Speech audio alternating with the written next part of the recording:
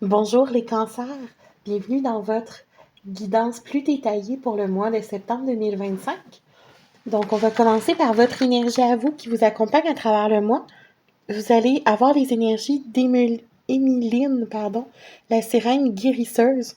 C'est un peu dur de vous la montrer au complet, là. C'est vraiment des grandes cartes celle-là.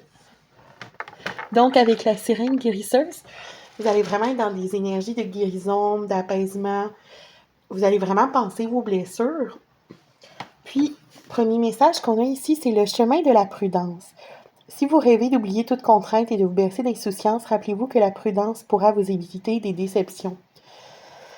Moi, ici, comment j'interprète ça, c'est que je pense que vous avez vraiment envie d'un renouveau, mais qu'on vous avertit de ne pas jeter le bébé avec l'eau du bain, de ne pas aller trop vite et de ne pas faire table rase d'un coup, parce que il y a des éléments qui vont être à garder.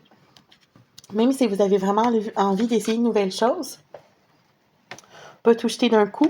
Donc, un autre aspect qui me fait dire ça, c'est que vous avez eu ces deux cartes-là ensemble de Journey, donc l'aventure, puis mon cher ami, my dear friend, les deux où elle est avec un renne ou un chevreuil. Donc, c'est le même personnage qui a vieilli.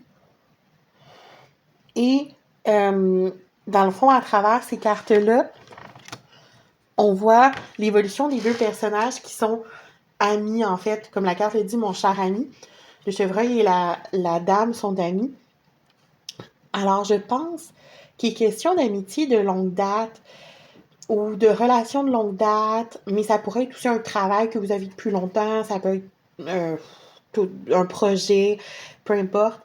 Donc, il y a des éléments qui sont là de longue date, qui sont fiables, solides, qui sont vraiment satisfaisants dans votre vie, qu'il ne faudrait pas aller déstabiliser, avec lesquels il ne faudrait pas couper juste parce que vous avez envie de renouveler.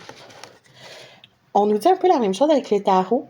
Donc, vous avez en premier l'empereur qui nous parle de stabilité, de fondation solide, de continuité.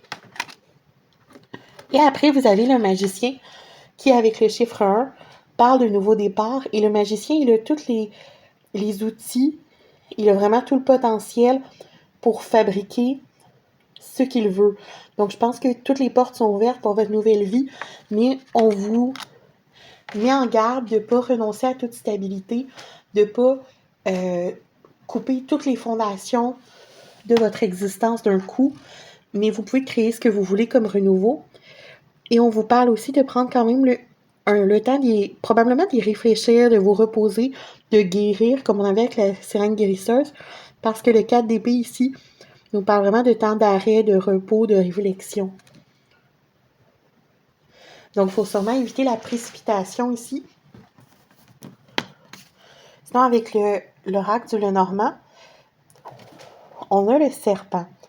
Le serpent, ça peut soit être quelqu'un qui vous a trahi, qui a été fourbe, quelqu'un qui vous a empoisonné symboliquement la vie. Et là, je sais pas trop. Moi, j'ai peut-être l'impression, par contre, que c'est plus dans le sens de la mue du serpent, de la transformation, puisque vous avez vraiment des énergies de renouveau. Mais peut-être justement que vous vous transformez puis qu'il y a un renouveau parce que vous vous éloignez de quelque chose de toxique.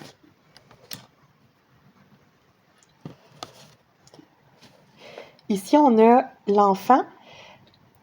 Moi, j'ai l'impression que ça vous parle de retrouver votre enfant intérieur, d'aller vraiment chercher ce qui vous ferait plaisir, vos désirs les plus profonds pour bâtir votre nouvelle vie, votre renouveau à partir de ces énergies-là de l'enfant intérieur. Puis, vous avez le bateau qui signifie ici que vous allez vraiment entreprendre une nouvelle aventure, un nouveau départ, une expédition là, vraiment vers des nouvelles mers inconnues. Donc, il y a vraiment cette idée qu'on recommence quelque chose à neuf. Ici, avec l'oracle des destins sacrés, vous avez la pause.